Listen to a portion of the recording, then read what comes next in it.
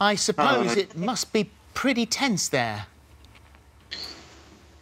Yes. Yeah. How are you feeling?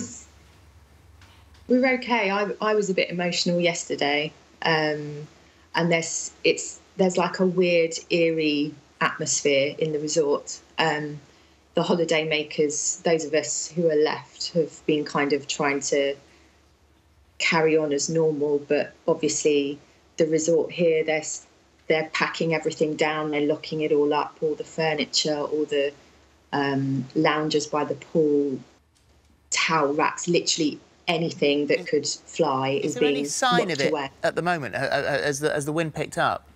I mean, there was a little change yesterday. Some clouds descended, and a bit of, in the UK would be a good wind. But at the minute, absolutely nothing. And I think where we are, we're not supposed to see any of it until about 6 p.m. our time here. So what about, because you're meant to be leaving, aren't you? At 6:30 local time for you, you're meant to be flying out there and coming home. You've got your 2-year-old child with you.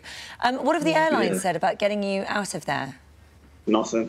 They've been really unhelpful, to be honest. They didn't even cancel the flight until yesterday evening, when we've known for days that the airport was closing yesterday. Right. So we knew we wouldn't be able to. We've been trying to get flights out for I think that was one of the hardest things, was not hearing from the airline, and living in hope to a certain extent that we may be able to get on a flight and may be able to get out of here. But even when Helen spent a good couple of hours on the phones to the airline yesterday, they don't really seem to know what's going on. Well, the trouble is with something like that, there's no matter how many times you phone, no matter how many times you ask, there's no chance a plane can possibly take off in those sort of weather conditions. So you are committed to staying there now. How do you feel about that? Where will you be when it hits?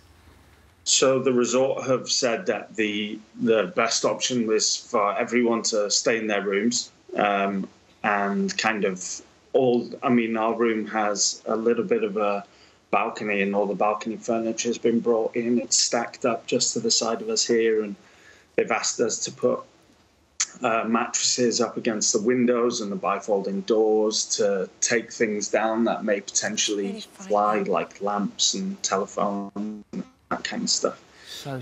They've said if it does get really bad, they will bring everyone together in one of the bigger conference rooms, but they've said the best bet is to kind of look after ourselves and just be ready for it, I guess. Scary. I mean, scary for an adult. You've got a 2-year-old. I mean, how do you explain what's going on? I mean, it's going to be unusual for them, for mattresses starting to go up against doors. How do you explain that to a child?